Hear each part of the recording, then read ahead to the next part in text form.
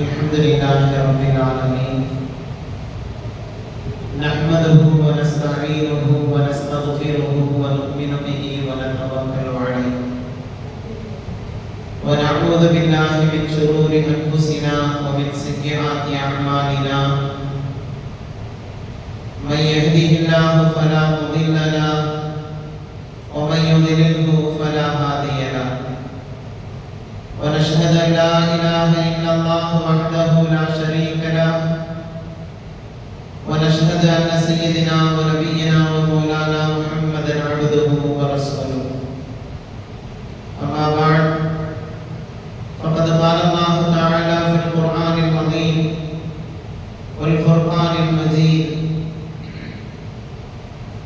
أعوذ بالله من الشيطان الرجيم بفضل بسم الله الرحمن الرحيم يا أيها الذين آمنوا قوا أنفسكم وأهليكم نارا وقودها الناس والحجارة صدق الله العظيم قال نبينا وحبيبنا وشفيعنا محمد رسول الله صلى الله عليه وسلم إن من حسن الإسلام مرء تركه ما لا يعلم صدق رسول الله صلى الله عليه وسلم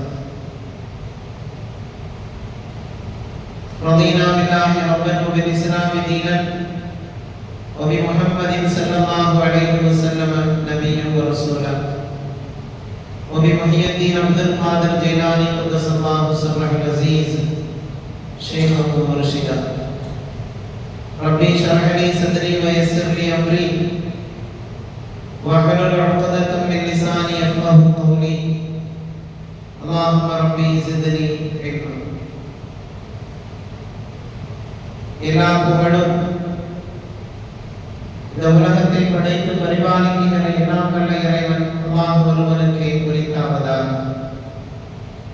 அவருடைய சாந்தியும் சமாதானமும் என்றென்றும் நம் உயிரிலும் மேலான கண்மணி நாயகம் ஸல்லல்லாஹு அலைஹி வஸல்லம் அவர்கள் மீதும் அவர்களை பின்பற்றிய உத்தம சத்திய சஹாபாக்கள் தாபிஈன்கள் தபஅ தாபிஈன்கள் நாதாக்கள் நல்லடியார்கள் குறிப்பாக இங்கே ஒன்று கூடி இருக்கக்கூடிய நம் அனைவர்கள் மீதும் அல்லாஹ்வின் சாந்தியும் சமாதானமும் என்றென்றும் குன்றாமல் குறையாமல் நின்று நிலவட்டுமாக ஆமீன். அல்லாஹ்வினுடைய மாபெரும் கிருபையினால் ஒவ்வொரு மாதமும் இஸ்லாமிய மாதத்தை அடிப்படையாக கொண்டு முதல் சனிக்கிழமை பெண்கள் பயான் தொடர்ந்து நடத்தி வருகிறோம். அல்லாஹ் ரப்பல் ஆலமீன் பேசுகிற கேட்கிற நல்ல விஷயங்களை வருங்காலங்களில் எடுத்து அமல் செய்கிற பாக்கியத்தை தந்தருள் புரிவானாக. தொடர்ந்து இந்த மஜ்லிஸை மாதந்தோறும் இங்கே நடத்துவதற்கான தௌஃபீகை அல்லாஹ் ஏற்படுத்தி அருள் புரிவானாக.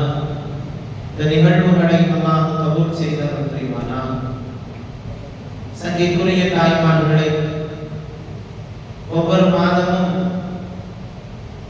நம்முடைய வாழ்க்கைக்கு தேவையான பல்வேறு அம்சங்களை கொண்ட தலைப்புகளில் தொடர்ந்து நாம் உரையாற்றி வருகிறோம். நிச்சயமாக அது உங்களுக்கெல்லாம் பலனாக இருக்கும் என்று நாம் கருதுகிறோம். அந்த அடிப்படையில் இந்த மாதத்தில் நம்முடைய நேரங்களை பயனுள்ளதாக ஆக்குவோம் என்கிற தலைப்பின் கீழ் சில செய்திகளை நான் உங்களுடைய சிந்தனைக்கு தருகிறேன். அல்லாஹ் ரப்பல் ஆலமீன் நம்முடைய வாழ்க்கையில் பல்வேறு நிஅமத்துகளை கொடுத்திருக்கிறார். அந்த நிஅமத்துகளில் ஒன்று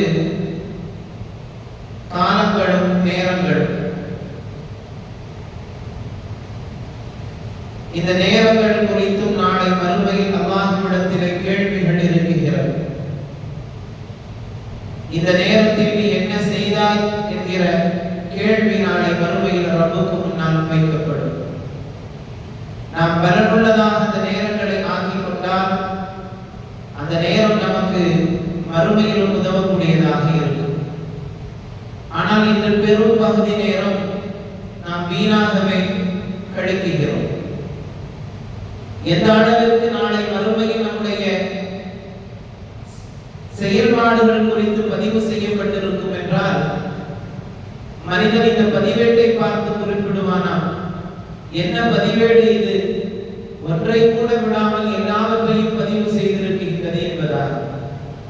அந்த அளவிற்கு நம்முடைய நேரங்களில் நாம் செய்கிற ஒவ்வொரு செயலையும் அல்லாஹ் எழுதி வைத்திருப்பான். நாளை மறுமையில் அது நம் பொய் சொல்லுவதற்கு நம்முடைய நாவுகள் எழுந்தாலும் எழுதப்பட்டிருக்கக்கூடிய புத்தகங்கள் அதை வெளிப்படுத்தும்.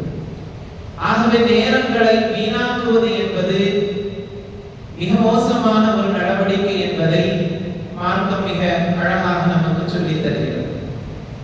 எபெருமானார் ஸல்லல்லாஹு அலைஹி வஸல்லம் அவர்கள் சொல்லுவார்கள், இன்ன மின் ஹுஸ்னில் இஸ்லாமி மர்அன் தருகுஹு மா லா யஅலம். ஆணானாலும் சரி பெண்ணானாலும் சரி, இஸ்லாத்திலே சிறந்த அடையாளம் என்பது அவசியமில்லாத விஷயங்களை கைவிடுவது என்பதால், தேவையில்லாத விஷயங்களில் மூக்கை நுழைக்காமல் இருப்பதே நம்முடைய நேரங்களை பாக்கியமாக ஆக்கிவிடும். ஆனால் நம்முடைய வாழ்க்கையில் தேவையில்லாமல் வீணாக கிடைக்கிற நேரங்களும் பொழுதுகளும் என்பது ஏராளமானது. அனுதினமும் அல்லாஹ்வால் வழங்கப்பட்டிருக்கக்கூடிய இந்த நேரங்களை சரியாக நாம் பயன்படுத்துகிறோமா என்பதை நாமே நமக்கு கேள்வி எழுப்பிக் கொள்ளலாம். ஆனால் அந்த நேரங்களை எப்படியாவது ஏதாவது ஒரு வழியில் வீணாகவே நாம் கழிக்கிறோம். அதில் நாம் மிகுந்த கவனம் செலுத்த வேண்டும் என்பதற்காக வேண்டித்தான் இந்த தலைப்பை நாம் எடுத்திருக்கிறோம். சமீப காலங்களில் நேரம் என்பது எல்லாருடைய கைகளில் இருக்கும் மொபைல் போன்கள் நம்முடைய வாழ்க்கையில் ஒரு பெரும் பகுதி நேரத்தை எடுத்துக் கொள்கிறது என்றால் அது மிகையாக. நாம் வைத்திருக்கக்கூடிய செல்போன்களில் நம்முடைய நேரங்கள் ஏராளமாக செலவிடுகிறோம். வீணாக அந்த நேரங்கள் கழிக்கப்படுகிறது. நாம் விட்டாலும் நம்மை மொபைல் விடாது என்கிற அளவிற்கு தொடர்ந்து அந்த மொபைல் போன்களில் பார்க்கும் செயல்பாடுகள் நம்ம எல்லோருக்கும் அதிகரித்து விட்டது. அல்லாஹ் பாதுகாப்பானாக. காரணம், செய்ய வேண்டிய விவாதத்துகளிலும் செய்ய வேண்டிய செயல்பாடுகளிலும் மிகப்பெரிய சோம்பேறித்தனத்தை இந்த மொபைல் போன் இன்று பலர்களுக்கும் ஏற்படுத்தி இருக்கிறது. மார்க்கம் நம்முடைய நேரங்களை பலனுள்ளதாக ஆக்குவதற்கு பல்வேறு துஆக்களை நமக்கு கற்றுத் தந்திருக்கிறது. ஒவ்வொரு செயல்பாட்டிற்கும் முன்பாகவும் பின்பாகவும் துஆக்களை மார்க்கம் முன்வைக்கிறது. ஒரு நோயாளியை சென்று சந்தித்தால் அவருக்காக வேண்டி எப்படி நாம் துஆ செய்ய வேண்டும். ஒரு மழை பொழிகிறது என்றால் அந்த மழை பொழிகிற நேரம் துஆக்கள் அங்கீகரிக்கப்படுகிற நேரம். அது நம்முடைய தேவைகளை கேட்டுக்கொள்ள வேண்டும். துஆக்கள் அங்கீகரிக்கப்படக்கூடிய காலத்திலும் நேரத்திலும் மழையினுடைய காலம் என்பது மிக முக்கியமானது. ஆகவே மழை பொழிகிற நேரத்தில் நாம் கேட்கும் துஆ நிராகரிக்கப்படாது என்று ரசூலுல்லாஹி ஸல்லல்லாஹு அலைஹி வஸல்லம் அவர்கள் குறிப்பிட்டிருக்கிறார். ஆகவே மழை பொழிகிற பொழுது என்ன துஆக்கள் ஓத வேண்டும். ஒரு கடுமையான காற்று வீசுகிறது என்றால் அந்த காற்று வீசுகிற காலத்தில் என்ன ஓத வேண்டும். அனுதினமும் நாம் செய்கிற ஒவ்வொரு செயல்பாட்டிற்கு முன்பாகவும் பின்பாகவும் பல துஆக்களை மார்க்கம் நமக்கு கற்றுத் தந்திருக்கிறது. ஆனால் நம்மில் பலர்களும் அந்த துஆக்களை கற்றுக்கொள்ளாமலேயே நேரம் வீணாக்குகிறோம். அப்படியே தெரிந்திருந்தாலும் கூட அந்தந்த நேரத்தில் அந்த துஆக்கள் ஓதுகிறோமா என்பது கூட சந்தேகத்திற்குரியதாக மாறிவிட்டது. காரணம், அந்த அளவிற்கு நம்முடைய நேரங்களை நாம் வீணாக்கக்கூடியவர்களாகவே இருக்கிறோம். சத்தியக்குரியவர்களே, ஆனால் அன்றைய காலத்தில் வாழ்ந்த பெருமக்கள் நேரம் நமக்கு போதாது என்று சொல்லும் அளவிற்கு அவர்களிடத்தில் இபாதத்து நிறைந்திருந்தது. இபாதத்து செய்வதற்கு நேரம் போதாது என்கிற அளவிற்கு அவர்களுடைய நேரம் மிக குறுகியதாக இருந்தது என்பதாக அறிஞர்கள் வருத்தப்பட்டார்கள். ஆனால் இந்த நேரம் டைம் பாஸ் என்பதாக சொல்லிக்கொண்டே பல்வேறு தேவையற்ற விஷயங்களில் நாம் நம்முடைய கவனங்களை செலுத்துகிறோம். அது எவ்வளவு பெரிய தவறு என்பதையும் நாம் ஒவ்வொருவரும் கவனிக்க வேண்டும். நம்முடைய அன்றாட செயல்பாடுகளில் செய்ய வேண்டிய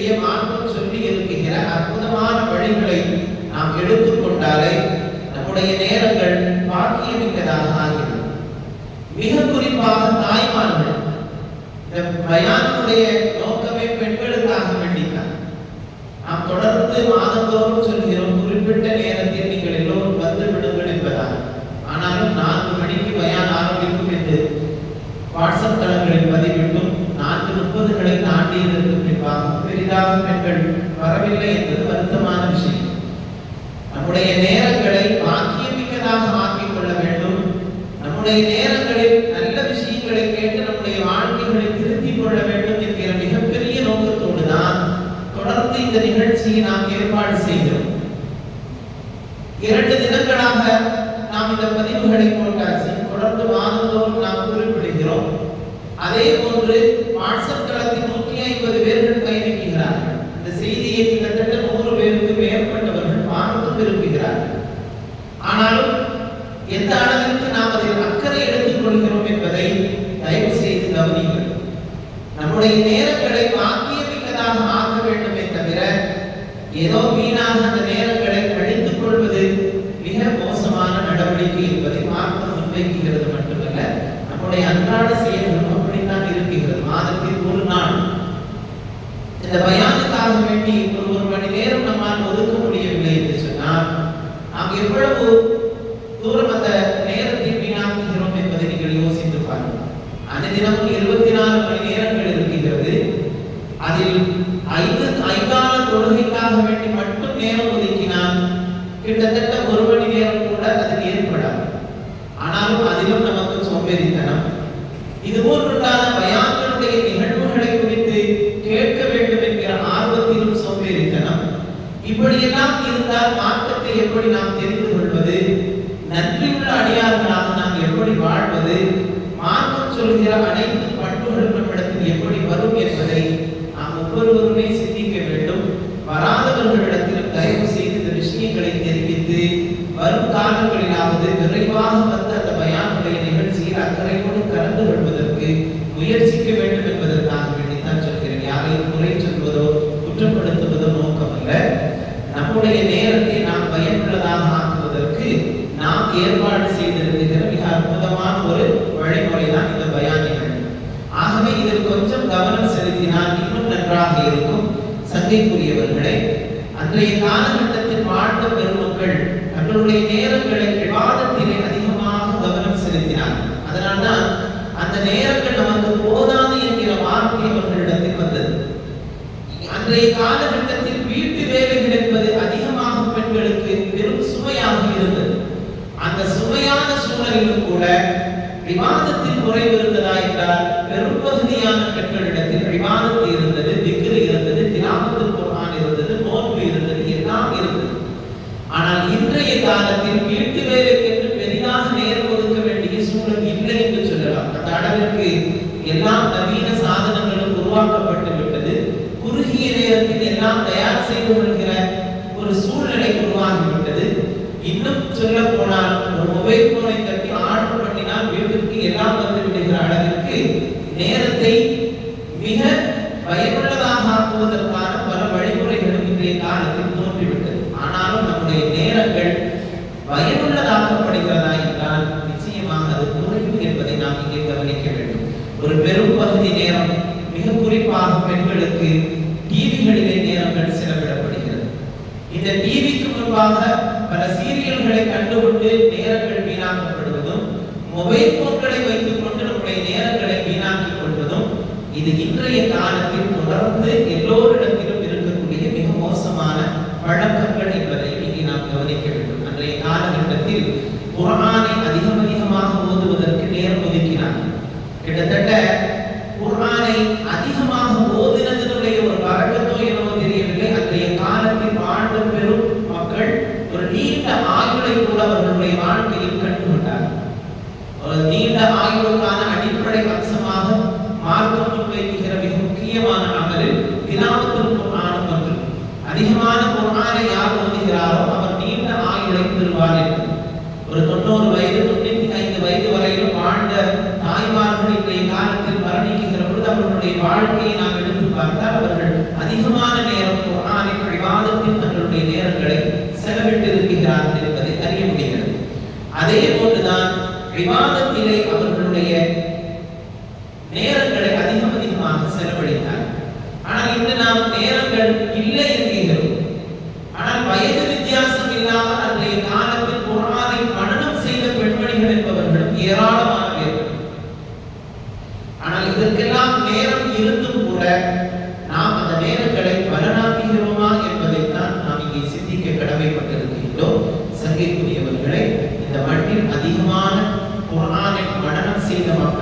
வாழ்கிற பூமி என்று சொன்னால் அது காசா என்ற பகுதி. பலஸ்தீன் மண்ணில் இருக்கக்கூடிய காசா என்கிற அந்த பகுதியில் பெரும் ஹாஃபிதுகள் இருக்கக்கூடிய மண். உலகத்தினுடைய எந்த பாகத்தில் நீங்கள் சென்று பார்த்தாலும் குர்ஆனை மனனம் செய்த மக்கள் அதிகமாக எங்கு வசிக்கிறார்கள் என்று சொன்னால் காசாவிலே வசிக்கிறார்கள் என்பதாக ஒரு ஆய்வு பதிவு செய்கிறது. எந்த அளவிற்கு அவர்களுடைய வாழ்க்கையில் அவர்கள் நெருக்கடிகளை சந்திக்கிறார்கள் என்பதை நீங்கள் எல்லோருமே அறிந்திருக்கிறீர்கள். கடுமையான நெருக்கடியான சூழலில் அகப்பட்டு சிக்கி தவித்துக் கொண்டிருக்கக்கூடிய இந்த நேரத்திலும் கூட அவர்களுடைய விவாதத்தில் அவர்கள் குறை வைக்கவில்லை என்பதையும் பார்க்க முடிகிறது. அவர்களுடைய தொழுகை விவாதத்தில் அவர்களுடைய அக்கறை என்பது அதிகமாகவே இருப்பதை பார்க்க முடிகிறது.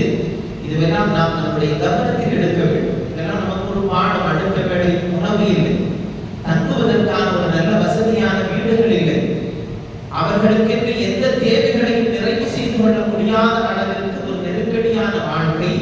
ஆனாலும் அவர்களுடைய ஈமானில் எந்த குறையும் இல்லை என்பதுதான் இங்கே நாம் யோசிக்க வேண்டியது. எல்லா வசதிகளையும் அல்லாஹ் நமக்கு தந்திருக்கிறான்.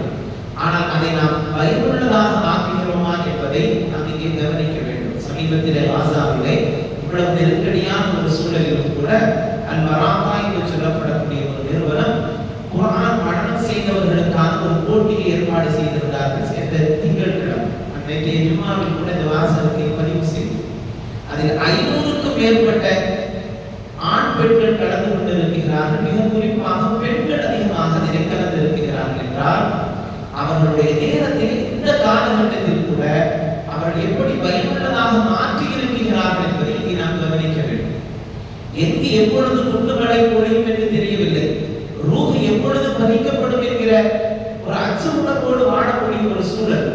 அந்த சூழலிலும் கூட இப்படிப்பட்ட போட்டிகளை நடத்துவதற்கும் அதில் கலந்து கொள்வதற்கும் அங்குள்ள மக்கள் தயாராக இருக்கிறார்கள் என்றால் அவர்களுக்கு இருக்கக்கூடிய குர்ஆன் மீதான ஆர்வத்தை இங்கே நாம் கவனிக்க வேண்டும்.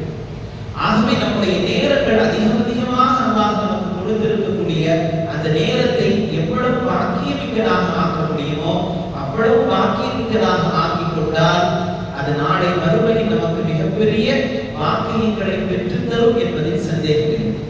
குர்ஆனும் அதே போன்ற விவாதத்தும் தொழுகையும் திக்ர்களும் தான் நமக்கு மறுமையில் மிகப்பெரிய வெற்றி.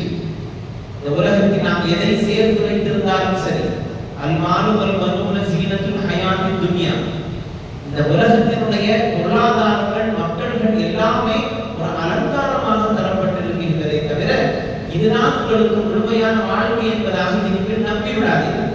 இந்த உலகத்தை வர்ணிக்கிற பொழுது ஒரு கிழவியை மணப்பெண்ணாக அலங்கரித்து வைத்தால் எப்படி இருக்கும், அது போன்றுதான் இந்த உலகம். ஆகவே இந்த உலகம் என்பது ஒன்றும் இல்லாதது என்பதை உதாரணப்படுத்துவதற்காக வேண்டி இப்படி ஒரு வாசகத்தை சொல்வார்கள். ஆகவே இந்த உலகத்தினுடைய இன்பங்களுக்காக வேண்டி நாம் நம்மை ஆக்கிக் கொண்டோம் என்று சொன்னால் மறுமை என்பது மிகச் சிரமமாகிவிடும் என்பதை நாம் சிந்திக்க கடமைப்பட்டிருக்கிறோம். ஆகவே நம்முடைய நேரங்களை மிக முக்கியமாக பலனுள்ளதாக ஆக்க வேண்டும்.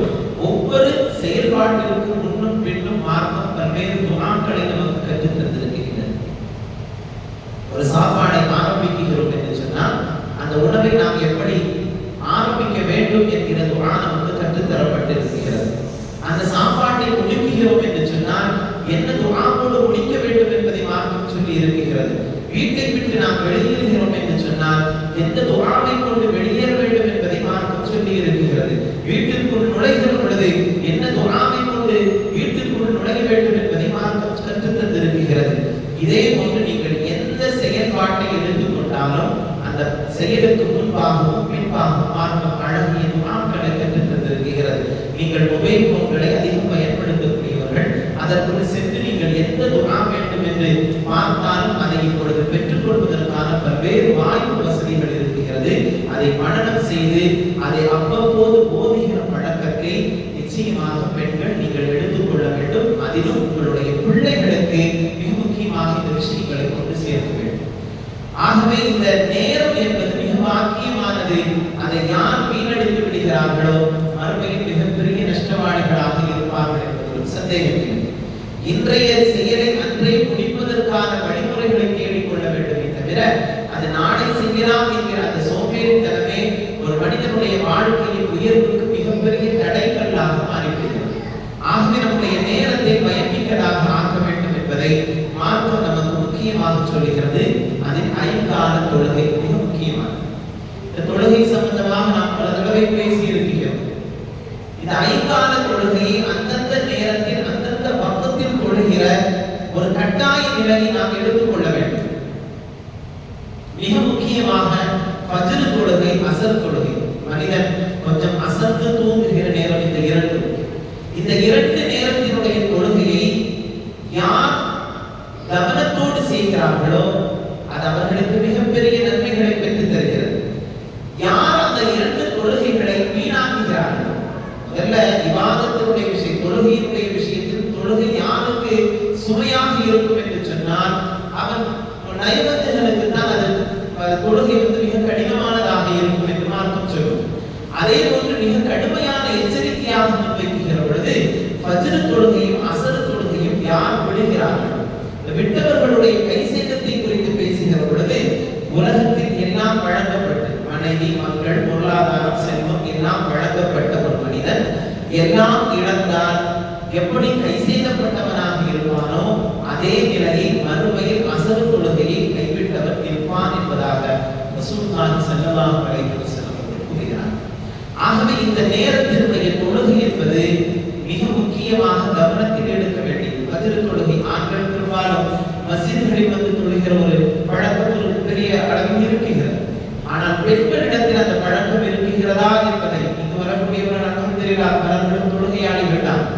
ஆனாலும் நம்முடைய வீட்டில் இருக்கக்கூடிய எல்லோரையும் அந்த பழக்கத்தை நாம் உருவாக்க வேண்டும் என்பதை தான் இங்கே கவனிக்க வேண்டும்.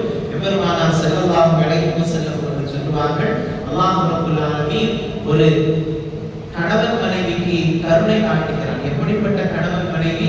முதலாவதாக யார் எழுப்புகிறார்களோ அவர் அந்த மனைவியை தொழுகைக்காக வேண்டி எழுப்புவது. கணவன் எழுப்பிவிட்டால் மனைவியை எழுப்புவது, மனைவி எழுப்பிவிட்டால் கணவனை எழுப்புவது. எழுப்புவதில் அவர்கள் சிரமப்படுகிறார்கள் என்றால் அவர்களுடைய முகத்தில் தண்ணீரை தெளித்து யார் எழுப்புகிறார்களோ, தொழுகைக்காக வேண்டி அவர்களை எழுப்புகிறார்களோ அல்லாஹ் அவர்களுக்கு கருணை செய்கிறான் என்பதாக நபிகள் நாயகம் ஸல்லல்லாஹு அலைஹி வஸல்லம் அவர்கள் குறிப்பிட்டார். ஆகவே இந்த ஃபஜ்ர் தொழுகையில் அக்கறை செலுத்துபவர்களுக்கு அல்லாஹ்வுடைய கருணை கிடைக்கிறது. இந்த காலத்தில் அப்படி தண்ணீரெல்லாம் எடுத்து தொழிச்சானா என்ன நடக்கும் எல்லாருக்கும் தெரியும். ஆனா கண்மணி நாயகம் ஸல்லல்லாஹு அலைஹி வஸல்லம் அவர்கள் சொல்லுகிறார்கள், அப்படி யார் கணவன் மனைவி இபாதத்துடைய விஷயத்தில் தொழுகையினுடைய விஷயத்தில் அக்கறை செலுத்துகிறார்களோ, எழுப்பிவிட்டு தொழ சொல்லுகிறார்களோ அல்லாஹ் அந்த தம்பதிகளுக்கு அல்லாஹ் கருணை காட்டுகிறான் என்பதால்.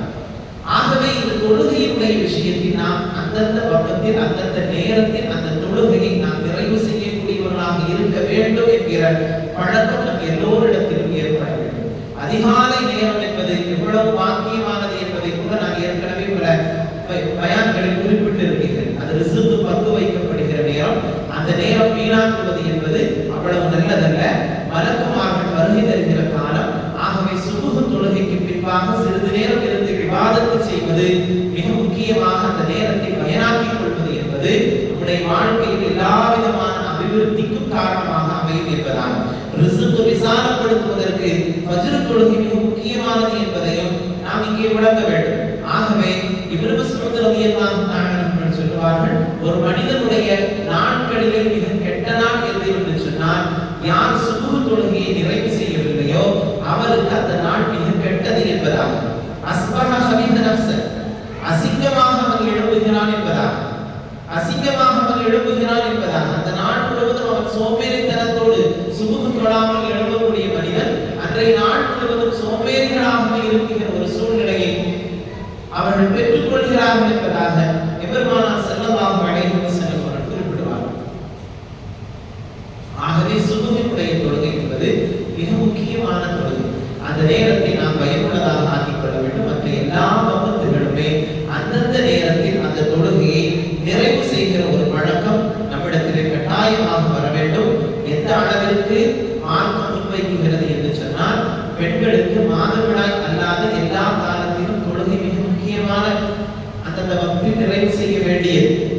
எப்பொழுது அவர்கள் மாதவிடாயிலிருந்து சுத்தமாகி விட்டார்களோ உடனடியாக குளித்து விட்டு அவர்கள் தொழ வேண்டும் என்பதை மார்க்கம் வலியுறுத்துகிறது. இரவு நேரத்தில் அவர்களுக்கு மாதவிடாய் நின்றுவிட்டது என்று சொன்னால் சுபு அவர்கள் மீது கடமையாகி விடுகிறது. அவர்கள் சுபுக்கு கட்டாயமாக குளித்து தொழுகைக்கு அவர்கள் இருக்க வேண்டும் என்பதாக. அதே போன்று மற்ற வகுப்புகளாக இருக்குமேயானால் காலையில் அவர்களுக்கு நின்று விட்டது என்றால் மாதவிடாய் சுத்தமாகிவிட்டார்கள் என்று சொன்னால் அவர்கள் உடனடியாக குளித்து விட்டு அதை அசர்ல பார்த்துக்கலாம், மகரிப்ல பார்த்துக்கலாம் என்று 2 வகுப்புகளை அவர்கள் விடுவது கூட மிகப்பெரிய குற்றமாக பாவமாக மாறிவிடும் என்பதாக. அதே போன்றுதான் குழந்தை பெற்றெடுத்த ஒரு பெண்மணி அவர்களுக்கு சில நாட்கள் தொழுகை முடியாத ஒரு சூழல் இருக்கும். எப்பொழுது அவர்கள் நிறைவு அதை சுத்தமாகி விட்டார்களோ உடனடியாக அவர்கள் தொழுகைக்கு தயாராக வேண்டும் என்பதை மார்க்கம் வலியுறுத்துகிறது.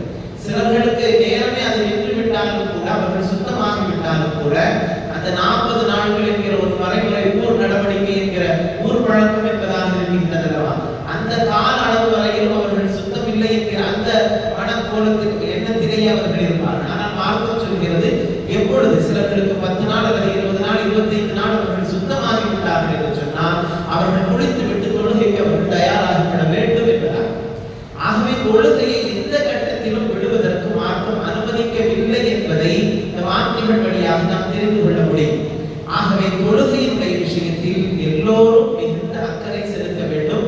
நம்முடைய வீட்டு விசேஷங்களுக்காக வேண்டி பல்வேறு நேரங்களில் நாம் தொழுகைகளை வீணாக்குகிறோம் என்பதையும் நாம் ஒவ்வொருவரும் கவனத்தில் கொள்ள வேண்டும். அல்லாஹ் ரப்பல் ஆலமீன் நம்முடைய மௌத் வரையிலும் அவருக்கு சஜ்தா செய்து அந்தந்த வக்து தொழுகையை நிறைவு செய்கிற நல்ல நசீபை நம் எல்லோருக்கும் தந்தரும் புரிவானாக. உடல் ஆரோக்கியத்தோடு வலிமையோடு அந்தந்த வக்து தொழுகையை சஜ்தா செய்து கொள்கிற பாக்கியம் என்பது சாதாரணமானதல்ல. இன்றைய காலத்தின் சூழலில் சிறு சிறு வயதுடையவர்கள் கூட நாற்காலியில் இருந்து தொழுகிற ஒரு சூழலை பார்க்கிறோம். ஆனால் மார்க்கம் நாற்காலியினுடைய தொழுகையினுடைய விஷயத்தில் ஏராளமான விஷயங்களை நமக்கு பதிவு செய்யும். அப்படி ஒரு தொழுகையை மார்க்கம் அனுமதிக்கவில்லை என்று கூட சொல்லலாம். ஆனால் ஒன்றுக்கு முடியவில்லை என்கிற நிர்பந்தத்தில் இருப்பவர்களை நாம் ஒன்றும் செய்ய முடியாது. அவர்களால் ஒவ்வொரு சுஜூது செய்ய முடியவில்லை என்கிற நிர்பந்தத்தில் இருப்பவர்கள். ஆனால் இன்றைய சூழலில் பெரும் பகுதியான பெண்கள் அதே போன்று ஆண்கள் தங்களுடைய தொழுகையை சேர்களில் இருந்து தொழக்கூடிய ஒரு சூழலை அதிகமாக மஸ்ஜிதுகளில் பார்க்க முடிகிறது. ஒரு காலகட்டத்தில் எங்கு சேர்கள் அதிகமாக இருக்கும் என்று சொன்னால் கிறிஸ்தவ ஆலயங்களில் இருக்கும். கிறிஸ்தவர்களுடைய ஆலயங்களில் பெஞ்சு போடப்பட்டிருக்கும், சேர் போடப்பட்டிருக்கும். அதிலிருந்து அவர்கள் ஜெப கூட்டங்கள் நடத்துவார்கள். ஆனால் இன்றைய சூழலில் நீங்கள் பெரும் பகுதியாக மஸ்ஜிதுகளில் பார்த்தீர்களானால் அதிகமான ஆண்களும் பெண்களும் மஸ்ஜிதுகளிலே சேர்களிலே இருந்து தொழுகிற ஒரு சூழலை அதிகமாக கவனிக்க முடிகிறது. இந்த நைட்ல ரமலானுடைய கடைசி 10 தினங்கள் அறிவித்தல்ல நடக்கும் இல்லையா, அந்த தியாமில் இருக்கிற அதற்கு பெரும் கூட்டம் இருந்து போறது உண்டு. ஆனா அந்த தொழுகை நடக்கிற பொழுது அங்க இருக்கக்கூடிய மக்கள் சொல்றாங்க கிட்டத்தட்ட 600-700 சேர் அந்த ரமலானுடைய காலத்தில் இங்கே பயன்படுத்தப்படுகிறது என்பதால். அப்படியானால் நம்முடைய சமுதாயத்தில் பெண்மணிகளுடைய தொழுகை எப்படி இருக்கிறது என்பதை நீங்கள் கொஞ்சம் கவனித்து பாருங்கள். ஆகவே ரசூலுல்லாஹி ஸல்லல்லாஹு அலைஹி வஸல்லம் அவர்களுடைய தொழுகையை குறித்து பார்க்கிற பொழுது மௌத்தினுடைய கடைசி சூழலில் இருந்தார்கள். மயக்கம் வருவதும் அடுத்தால் அவர்கள் மயக்கத்திலிருந்து தெளிவு வருவதும் மக்கள் தொழுது விட்டார்களா என்று கேட்கிற அந்த சூழலுடைய பதிவுகள் இருக்கிறது அல்லவா. அப்பொழுது கூட ரசூலுல்லாஹி ஸல்லல்லாஹு அலைஹி வஸல்லம் அவர்களை 2 சஹாபாக்கள் தோளிலே தாங்கிக் கொண்டு அவர்களை மஸ்ஜிதை நோக்கி அழைத்து சென்றார்கள். அவர்களால் நடந்து செல்ல முடியவில்லை. அவர்களுடைய பெருவிரல்கள் மண்ணை அப்படியே தேய்த்து கொண்டு வந்தது. அந்த அளவுக்கு பலகீனமாக இருந்தார். அந்த சூழலிலும் கூட ரசூலுல்லாஹ் நாற்காலியோடு தொழுதான ஹதீஸ்ல இல்ல, சஃப்ல நின்னாங்கன்னு இருக்கு. அப்ப தொழுகை என்பது அல்லாஹ்விற்கு முன்பாக நின்று தொழுகிற அந்த பழக்கம் என்பது நாம் சிறு வயதிலேயே அந்த பழக்கப்படுத்தி கொண்டோம் என்று சொன்னால் பெரும் வயது போனாலும் தொழுகிற ஒரு வாக்கியம் கிடைக்கும். ஆகவே இந்த தொழுகையினுடைய விஷயத்தில் மிகுந்த கவனம் செலுத்த வேண்டும். அந்தந்த நேரத்தில் அதை தொழுகிற பழக்கம். அதே போன்று உங்களால் கீழே இருந்து தொழ முடியும் அப்படிங்கிறதா தரையில இருந்து தொழுது அது பெரிய வாக்கியம். அந்த நாற்காலியை விட தரையில இருந்து தொழுகிறது என்பது சிரமமில்லாத விஷயம், நன்மையும் கூட. ஆகவே இந்த சேர்ல இருந்து தொழுகிற இந்த பழக்கம் என்பது அது மிக மோசமான ஒரு பழக்கம். அதை நாம் தொடர்ந்து செய்கிற அந்த பழமையை கொடுத்து விட்டோம் என்று சொன்னால் அதற்கு நாம் அடிமைப்பட்டு போய்விடுவோம். ஆகவே இன்றைய காலத்தில் எல்லோருக்கும் பல்வேறு நோய்கள் இருக்கிறது. ஆகவே எல்லோரையும் குற்றப்படுத்த முடியாது. ஆனாலும் முயற்சிகள் என்பது நமக்கு முக்கியமானது. அதிலும் பரவாத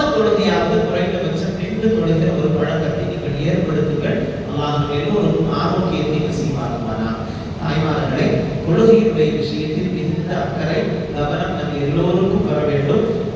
சஹாபாக்களுடைய வாழ்க்கை முறைகளை, மிக குறிப்பாக சஹாபத்தான பெண்மணிகளுடைய வாழ்க்கை முறைகளை நீங்கள் எடுத்து பார்த்தீர்களேயானால் பருவ அவங்க விட்டதாக எங்கேயுமே செய்திகள் இல்லை. ஆனால் அவர்கள் நஃபீல்களை அதிகமாக தொழுதிருக்கிறார்கள் என்கிற செய்தியை நம்மால் பார்க்க முடிகிறது. ஆயிஷா அவர்களிடத்தில் படித்த மாணவி வஅதா என்று சொல்லப்படக்கூடிய ஒரு பெண்மணி.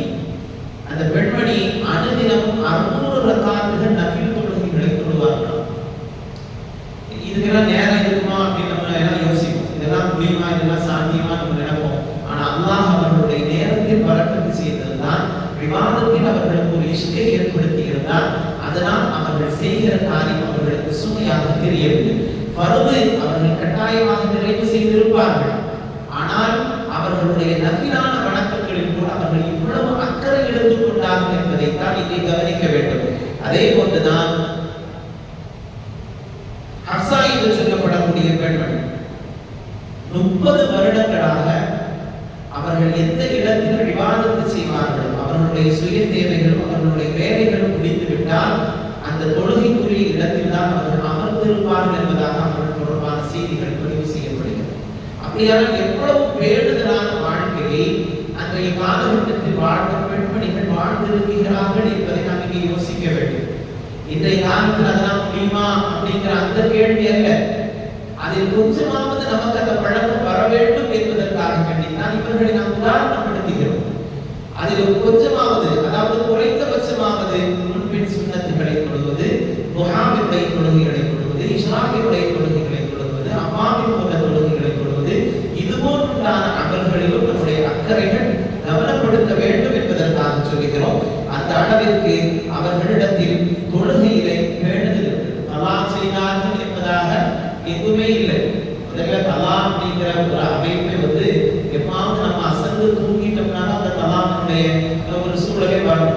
அது இல்லாம மனுஷனுக்கு தலாங்கிற அந்த நிலைப்பாடு வரக்கூடாது என்பதுதான் புகஹாக்களுடைய கருத்துக்கள். ஆகவே தொழுகை என்பது அந்தந்த பக்கத்தில் நிறைவேற்றப்பட வேண்டியது தவிர அது பிற்படுத்தப்பட வேண்டியது அல்ல என்பதை மார்க்கம் மிக தெளிவாக நமக்கு முன்வைக்கிறது. ஆகவே தொழுகையுடைய விஷயத்தில் எவ்வளவு தூரம் அக்கறையாக நம்மால் தொட முடியுமோ அவ்வளவு அக்கறை செலுத்தக்கூடியவர்களாக நாம் இருக்க வேண்டும்.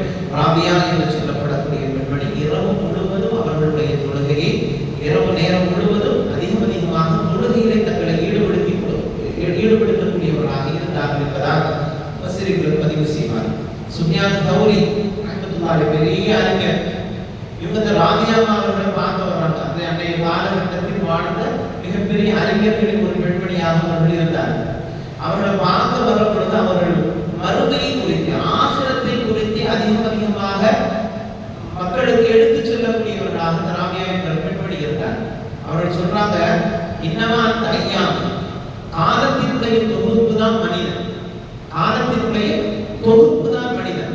ஆகவே அவன் காலத்தினுடைய ஒரு நேரத்தை காலத்தை அவன் வீணாக்கி விட்டான் என்றால் அவன் ஆயுளில் அந்த நேரத்தை அவன் வீணாக்கி விட்டான் என்பதை உணர்த்த வேண்டும்.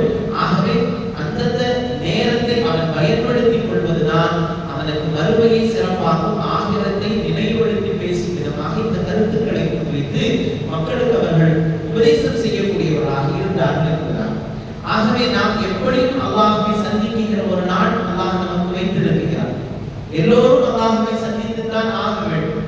அப்படி சந்திக்கிற பொழுது எப்படி நாம் அல்லாஹ்வை சந்திப்போம் என்கிற அந்த அச்ச உணர்வும் பயமும் அவர்களிடத்திலே இருந்ததின் காரணத்தினால் அவர்கள் தங்களுடைய நேரத்தை வீணாக்காமல் அதை பயன்படுத்தக்கூடியவர்களாக இருந்தார்கள் என்பதாக குர்ஆன் சொல்லுகிறவா, வஅம்மா மன் காஃப மகாம ரப்பி, யார் அல்லாஹ்வை நாளை சந்திக்கக்கூடிய நேரத்தில் மன இச்சைகளை விட்டு தற்காத்துக் கொள்கிறார்களோ அவர்கள் தான் வெற்றி பெறுவார்கள். மன இச்சைக்கு பிரகாரம் அடிப்படையை மனிதன் ஆரம்பித்து விட்டான் என்று சொன்னால் அவர்கள் அத்தனையும் இல்லாமல் போய்விடும்.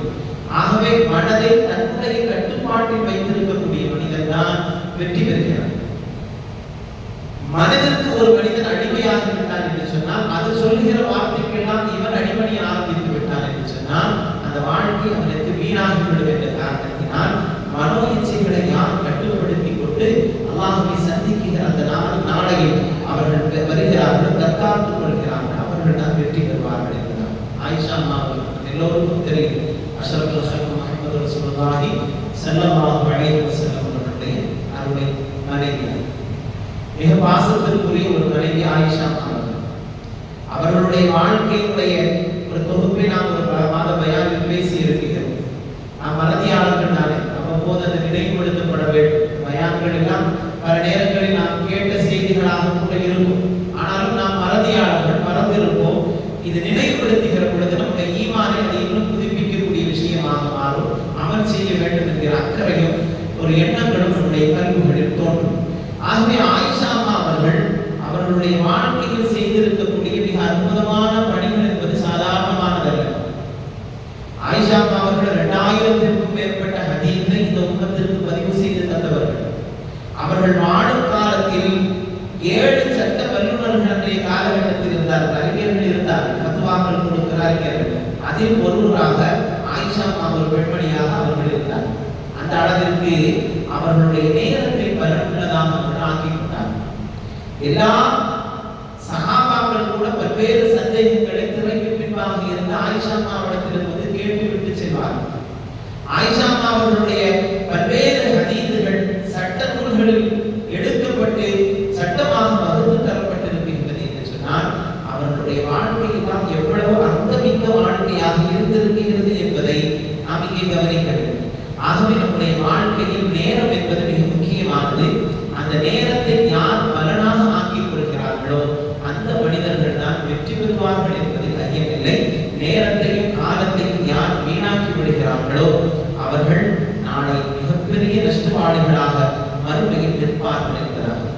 ஆகவே நம்முடைய நேரத்தை நாம் பலனுள்ளதாக ஆக்க வேண்டும் என்பதை நாம் ஒவ்வொருவரும் யோசிக்க கடமைப்பட்டிருக்கிறோம். சங்கைக்குரியவர்களே, நம்முடைய மார்க்கம் நமக்கு தந்திருக்கக்கூடிய அற்புதமான வழிமுறைகளை நாம் கேட்ட தெரிந்து கொண்ட அந்த செய்திகளை வைத்து நம்முடைய வாழ்க்கையை நாம் பக்குவப்படுத்தக்கூடியவர்களாக இருக்கிறோம். ஏதோ கேட்டோம் அப்படியே விட்டுட்டு போனோம் அப்படிங்கிறது அல்ல நம்முடைய பயானுடைய நிகழ்வுகள்.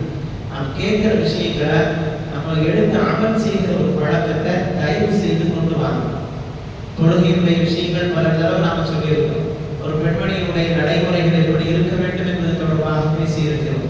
ஒவ்வொரு நாயகத்தினுடைய மனைவிமார்களுடைய நடவடிக்கைகள் எப்படி இருந்தது என்பது தொடர்பாக பேசியிருக்கிறோம். இது தொடர்பான விஷயங்கள் எல்லாம் நம்ம கேட்கிற பொழுது அது நம்முடைய வாழ்க்கையில் வெளிப்படக்கூடியதாக இருக்க வேண்டுமே தவிர கேட்டோம் அதை அப்படியே விட்டு விட்டு சென்றோம் என்கிற அந்த சூழல் இடத்தில் ஒரு பொழுதும் இருக்கக்கூடாது.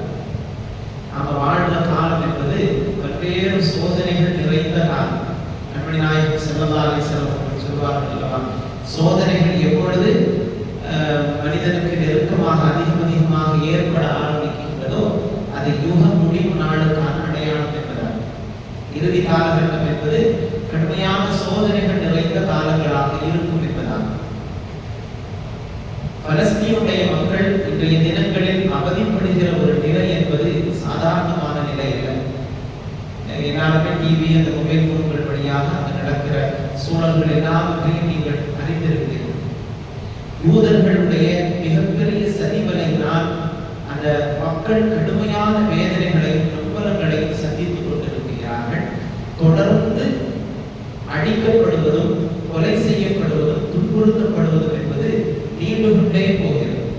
நாமெல்லாம் அல்லாஹ்வுக்கு பெரிய நன்றி சொல்லணும். நம்முடைய வாழ்க்கை அல்லாஹ் நிம்மதியான ஒரு வாழ்க்கையாக நம்முடைய பகுதிகளில் தந்திருக்கிறான். கடைசி வரைக்கும் அல்லாஹ் ஒரு நிம்மதியான வாழ்க்கையை நசீவாக்குவாராக. ஆனால் அங்கு இருக்கக்கூடிய மக்கள் அனுதினம் கடும் சிரமங்கள் என்பது மிக கடுமையானது. கிட்டத்தட்ட ஒரு 2023 இதுவரையில் 2 வருட காலங்கள் 22 மாதங்களாக தொடர்ந்து அடிக்கப்படுகிறார்கள்.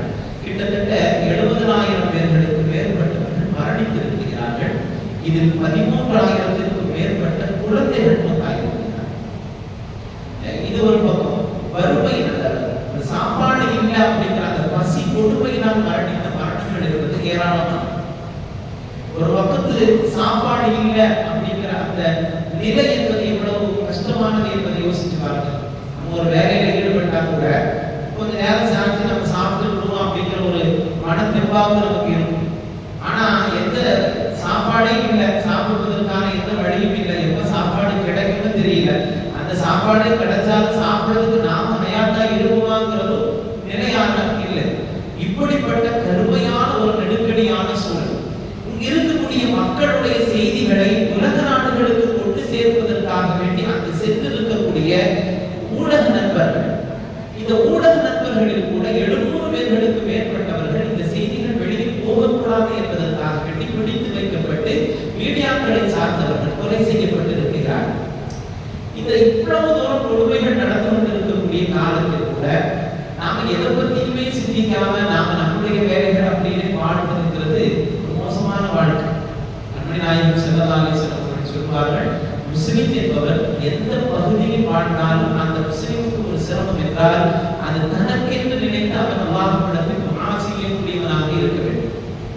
ஆகவே இவ்வளவு சிரமங்களை அனுபவித்துக் கொண்டிருக்கக்கூடிய அந்த மக்களுக்காக வேண்டி நாம என்ன செய்திருக்கிறோம் அப்படிங்கிறத ஒரு நாள் நாம ஒவ்வொருவருமே யோசிக்கணும். குறைந்தபட்சம் துஆ, அதுதான் அல்லாஹ் ரப்பல் ஆலமீன் நமக்கு கொடுத்திருக்கக்கூடிய மிகப்பெரிய ஆயுதம். துஆவை விட மிக வலிமையானது இந்த உலகத்தில் எதுவுமே இல்லை. அல்லாஹ்விடத்திலே கேட்கும் முறையில் கேட்டால் அல்லாஹ் நிச்சயமாக இறங்கி தருவான் என்பதில் மையமில்லை. ஆகவே அந்த ரப்பிடத்திலே எவ்வளவு தூரம் அந்த மக்களுக்காக துஆ செய்ய முடியுமோ அவ்வளவு தூரம் தயவு செய்து நீங்கள் எல்லோரும் துஆ செய்ய வேண்டும் என்கிற கோரிக்கையை நான் வைத்துக் கொள்கிறேன். ஜும்மாவில் கூட நான் அது குறித்து நான் சொன்னேன். ஜமாத் உலமாவுடைய வழிகாட்டுதலின் பிரகாரம் வருகிற 2ஆம் தேதி வியாழக்கிழமை எல்லா மக்களும் ஒரு நாள் நோன்பு வைத்து அந்த மக்களுக்காக துஆ செய்யுங்கள் என்பதாக மாநில ஜமாத் உலமா எல்லா மக்களிடத்திலும் கேட்டிருக்கிறார்.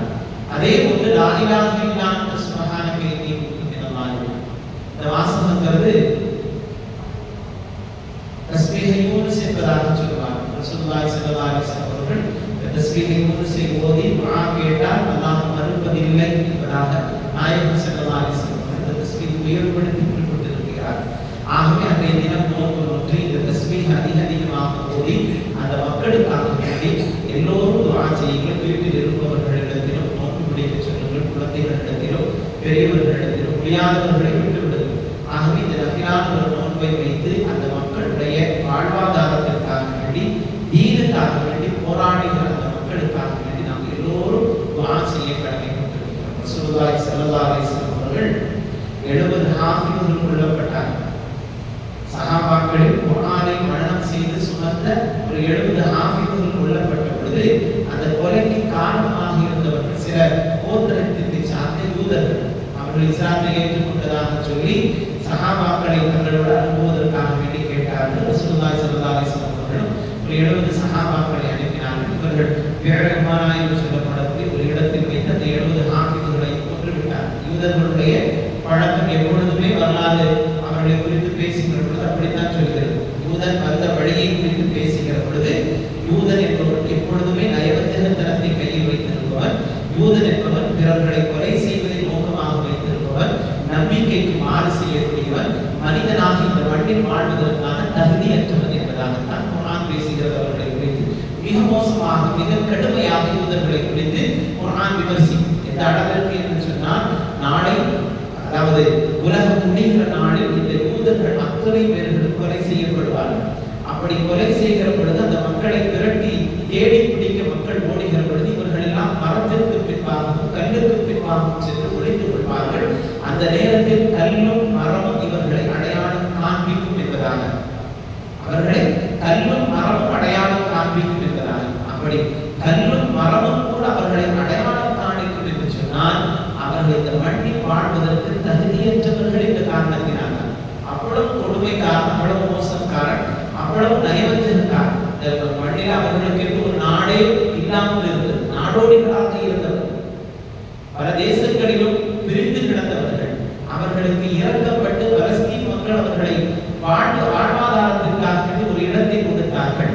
இன்று அந்த பலஸ்தீன் மக்களையே இல்லாமல் ஆக்குவதற்காக வேண்டி இவர்கள் பல கூட்டு சதிகளை செய்து கொண்டு இனப்படுகொலையை செய்து கொண்டிருக்கிறார்கள்.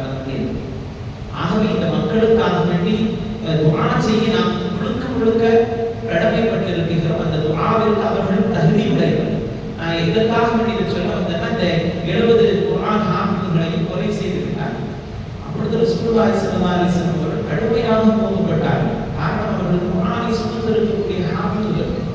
இந்த குர்ஆனை சுமந்திருக்கக்கூடிய ஹாஃபிஸ்களை காரிகளை அவர்கள் கொலை செய்து விட்டார்கள் என்று சொல்லி அந்த யூத கோத்திரத்தார்களுக்கு எதிராக ரசூலுல்லாஹி ஸல்லல்லாஹு அலைஹி வஸல்லம் அவர்கள் ஒரு மாத காலம் குனூத் நாசிரா என்று சொல்லப்படக்கூடிய தொழுகையிலே குனூத் ஓதி அவர்களுடைய கோத்திரத்தினுடைய பெயர்கள் சொல்லி அவர்களுடைய நாசத்திற்காக வேண்டி துஆ செய்தார்கள், அழிவுக்காக வேண்டி துஆ செய்தார்கள் என்பதாக பார்க்க முடியும்.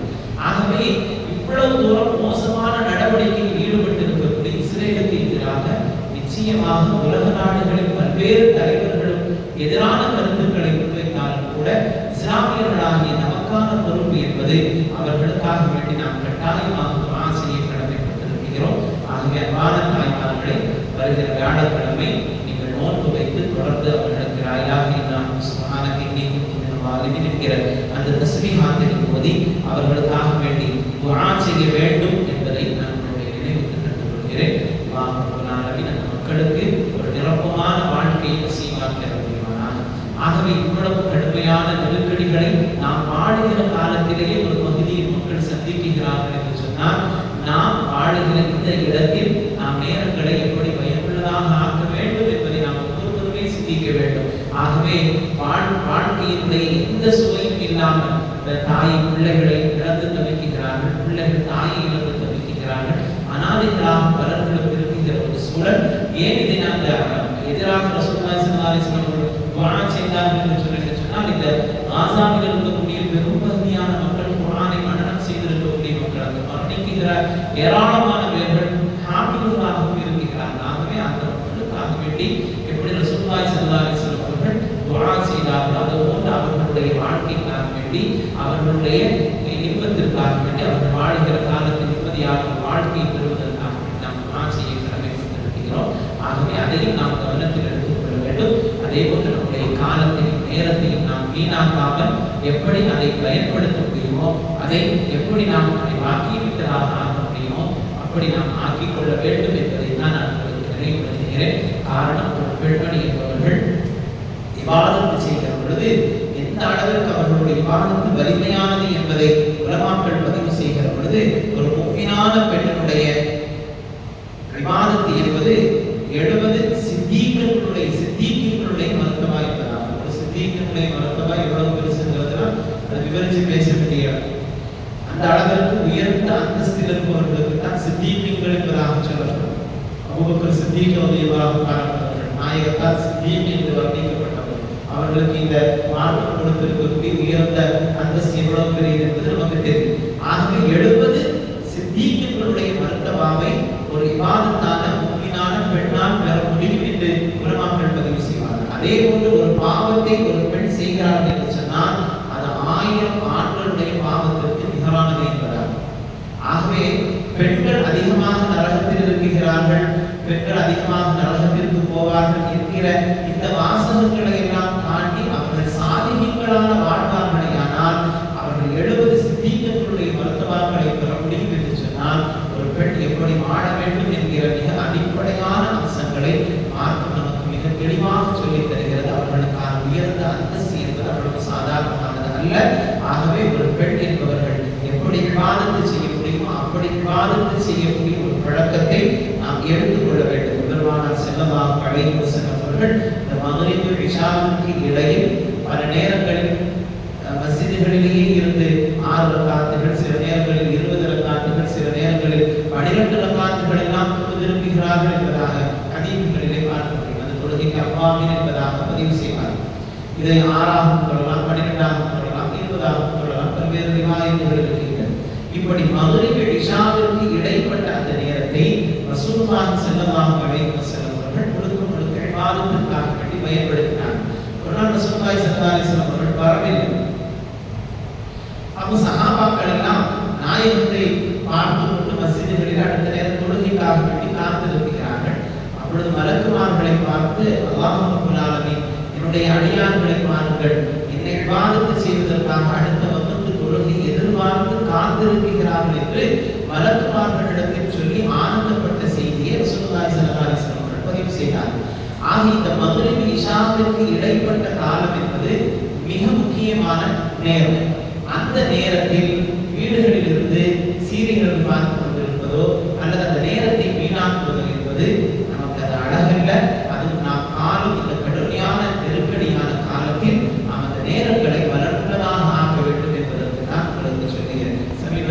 வீட்டுக்கு அந்த மாதிரி இடையில ஒரு வேலைக்காக நான் வீட்டுக்கு போயிருந்தேன்.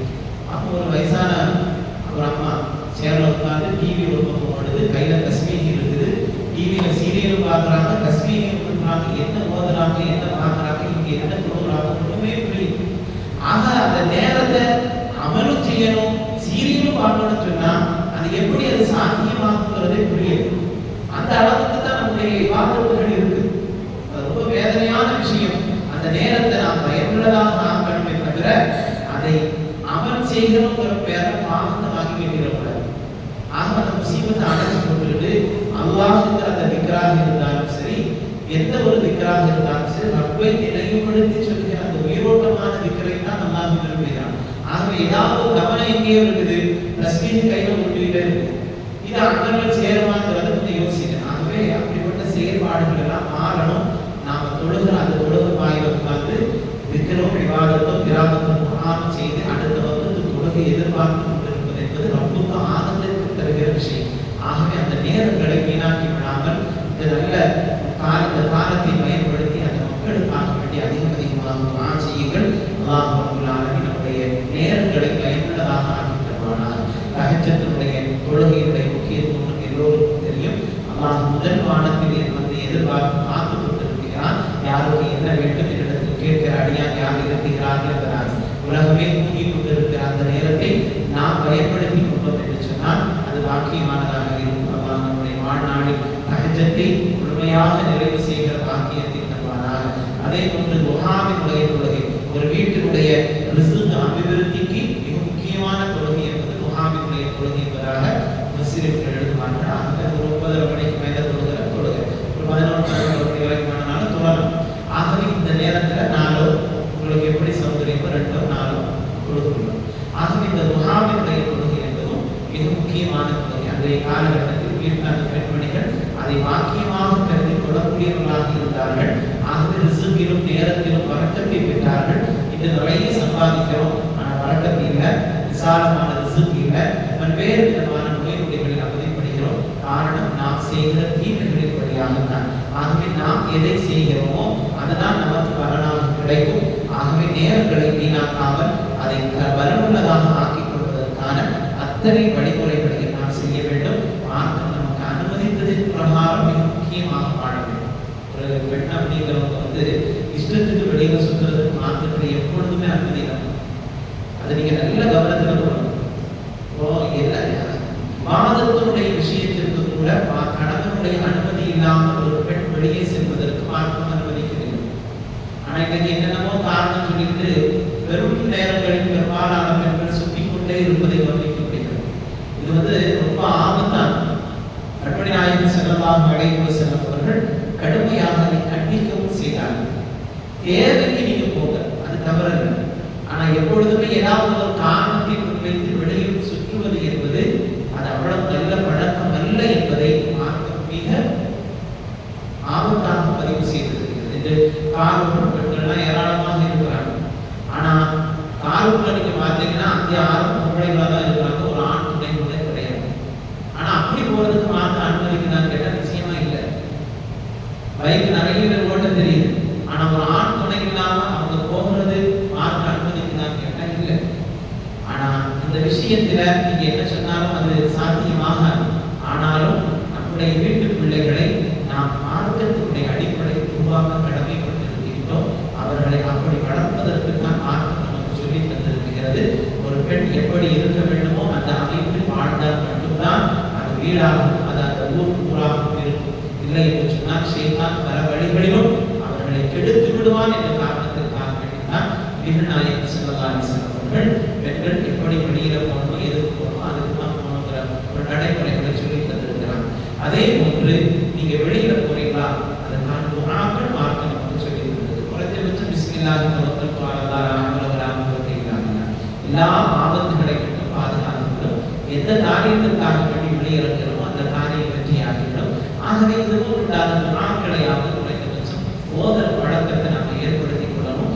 அதே போன்று மார்க்கம் சொல்லுகிற உயர்ந்த நடவடிக்கைகள் நல்லொழுக்கம் உள்ளவர்களாக வாழ்வதும் நேரங்களை மனமுள்ளதாக ஆக்கிக் கொள்வதும் நல்ல விதமாக நம்முடைய பிள்ளைகளை வளர்த்து ஆளாக்குவதும் என்பது எல்லோருக்குமான பொறுப்பு. ஆகவே ஒரு பெண்ணுக்கான பொறுப்புகள் என்று மார்க்கம் முன்வைக்கிற பொழுது ஏராளமான விஷயங்கள் பேசிக்கிட்டே போகலாம்.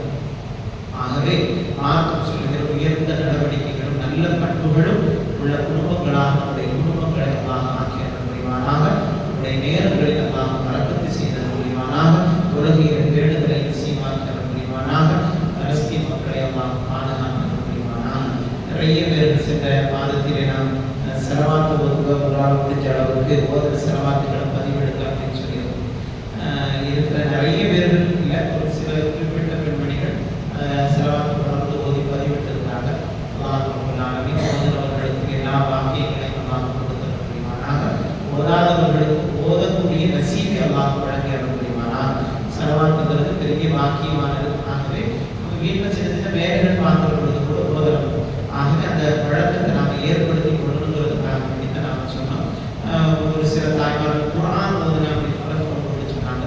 குரான் ஓதிருக்கிறவங்க குரானுக்கு சொல்லுவாங்க, அப்படி அதில் ஐயா செய்யுங்க, ஐம்பதுலாம் அப்படி துவா செய்கிறாங்க. சிலர்கள் யாசின் ஓதுறாங்க. அவங்களால முடிஞ்ச சில நல்ல அமல்களை செய்திருக்கிறார்கள். அல்லாஹ் அமல் செய்த எல்லா மக்களுக்கும் எல்லா வாக்கியங்களையும் அல்லாஹ் கொடுத்து முடியுமானாக, அவருடைய ஆஜாத்துகளை நிறைவேற்றி முடியுமானாக.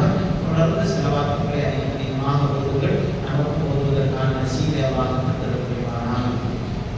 தஸ்பீஹோடு இன்ஷா அல்லாஹ் துஆ செய்து நிறைவு செய்வோம்.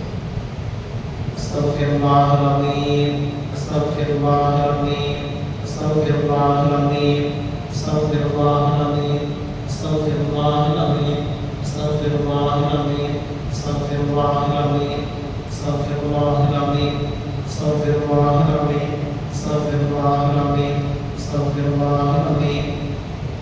لا حول ولا قوة إلا بالله العلي العظيم.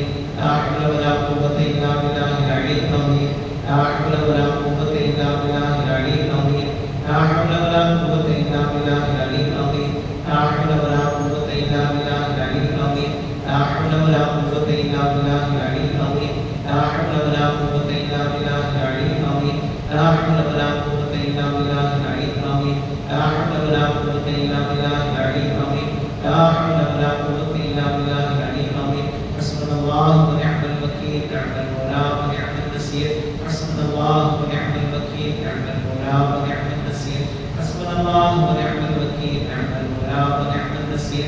حسبنا الله ونعم الوكيل، نعم المولى ونعم النصير. حسبنا الله ونعم الوكيل، نعم المولى ونعم النصير. حسبنا الله ونعم الوكيل، نعم المولى ونعم النصير. حسبنا الله ونعم الوكيل، نعم المولى ونعم النصير. حسبنا الله ونعم الوكيل، نعم المولى ونعم النصير. حسبنا الله ونعم الوكيل، نعم المولى ونعم النصير. حسبنا الله ونعم الوكيل، نعم المولى ونعم النصير. لا إله إلا أنت سبحانك إني كنت من الظالمين. لا إله إلا أنت سبحانك إني كنت من الظالمين. لا إله إلا أنت سبحانك إني كنت من الظالمين. لا إله إلا أنت سبحانك إني كنت من الظالمين. لا إله إلا أنت سبحانك إني كنت من الظالمين. لا إله إلا أنت سبحانك إني كنت من الظالمين. لا إله إلا أنت